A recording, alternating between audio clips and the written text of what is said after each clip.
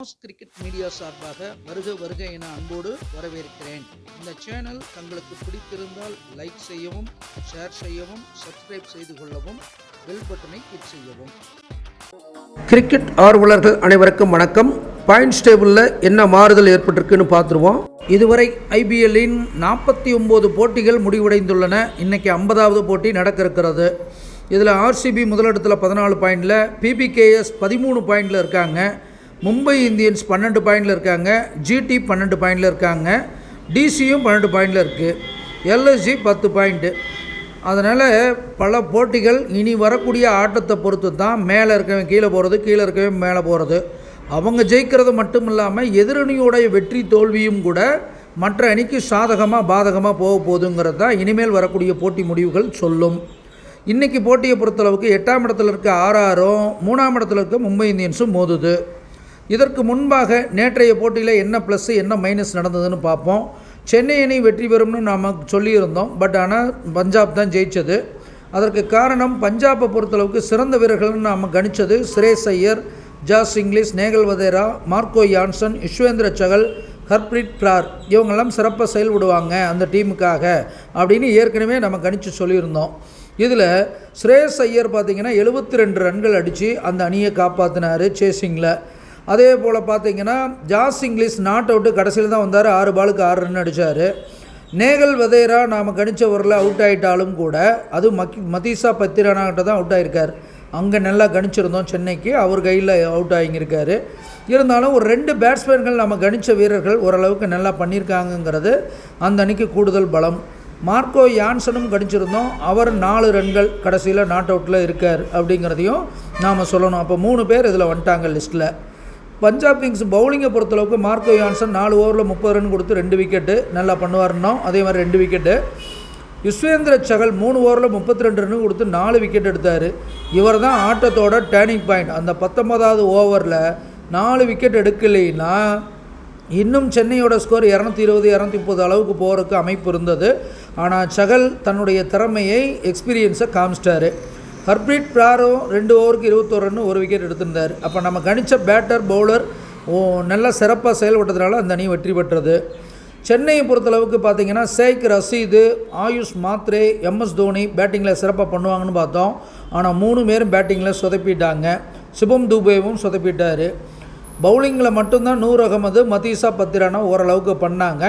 But நாம் கணித்த 4 பேட்டர்களும் தோல்வி அடைஞ்சதுனால தான் இந்த பேட்டிங் செக்ஷன் சிஎஸ்கேவில் ரொம்ப வீக்காக தெரிஞ்சுன்றதில் மாற்று கருத்து இல்லை.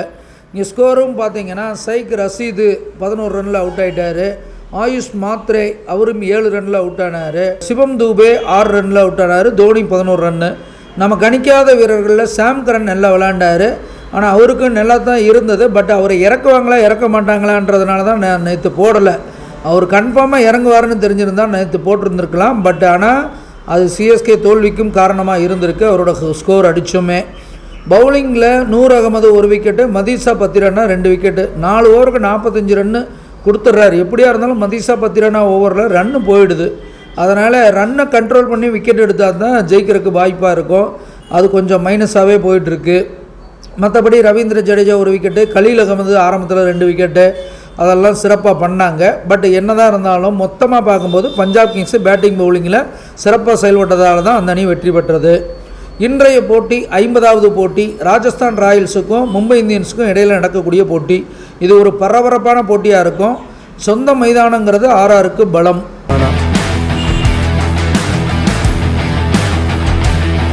இதற்கு முன்பாக 2 பேரும் பார்த்திங்கன்னா 30 முறை மோதியிருக்காங்க. அதில் 15 முறை மும்பை இந்தியன்ஸும் 14 முறை ஆர்ஆரும் வெற்றி பெற்றிருக்கிறது. ஒரே ஒரு போட்டி பார்த்திங்கன்னா நோ ரிசல்ட்டு. அப்போ சற்றேறக்குறைய ஈக்குவல் மாதிரி தான். ஏன்னா அந்த ரிசல்ட் மாறி வந்திருந்தாலும் வந்திருக்கலாம். அதே போல் ஹையஸ்ட் ஸ்கோர்லேயும் பார்த்திங்கன்னா 2 பேர் ஈக்குவலாக தான் இருக்காங்க. 2 ரன் தான் முன்ன பின்ன. 214 மும்பை இந்தியன்ஸு, ஆர்ஆர் 212.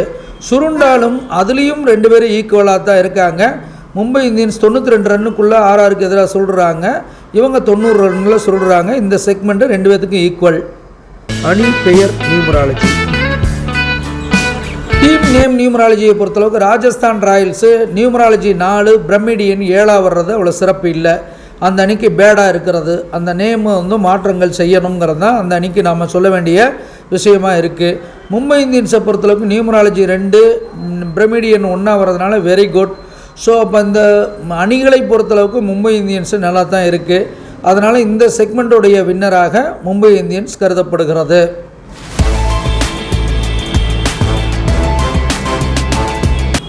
கேப்டன் நேமை பொறுத்தளவுக்கு பார்த்தீங்கன்னா ஹர்திக் பாண்டியா 8 வர்றது பேடு. அதே போல் சஞ்சு சாம்சனோ அல்லது ரியான் பராக்கோ அவங்களுக்கும் பேடுன்னு தான் வந்தது நியூமராலஜி பிரகாரம். ஏன்னா சஞ்சுவுக்கு 3-7, அவருக்கு 2-7 வரும் ரியான் பராக்கு. அதனால் அவங்க 2 பேர்த்துக்கும் கொஞ்சம் சாதகமற்ற அமைப்பு. அப்போ கேப்டன்ஷிப் பொறுத்தளவுக்கு கொஞ்சம் குறைபாடு 2 அணிகளையும் இருக்குங்கிறத நம்ம சொல்லியே ஆகணும். ஸோ அப்போ இந்த செக்மெண்ட் முடிவில் 2 பேருக்கும் ஈக்குவல் அப்படின்னு சொல்லலாம். இன்றைய அதிர்ஷ்டத்தை பொறுத்தளவுக்கு பார்த்திங்கன்னா ஆர்ஆருக்கு சிறப்பாக இருக்கிற மாதிரி இருக்குது 50வது போட்டி முடிவில் அப்படிங்கிறத தான் நம்ம சொல்லியே ஆகணும். ஸோ இந்த செக்மெண்ட்டுடைய வின்னராக ஆர்ஆர் கருதப்படுகிறது.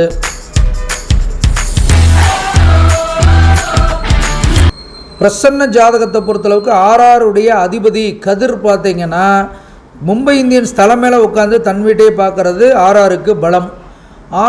அதே போல் கவிப்பு வந்து மும்பை இந்தியன்ஸ் தலைமையில் உட்கார்ந்துருக்கிறது நஷ்டம், சேதாரம், பேரு புகழுக்கு மும்பை இந்தியன்ஸுக்கு பாதிப்பு உண்டு. ஆர்ஆரை நோக்கி உச்சமால் அவரே லாபாதிபதியாக இருந்து வர்றது வெற்றி தேடி வரக்கூடிய அமைப்பு.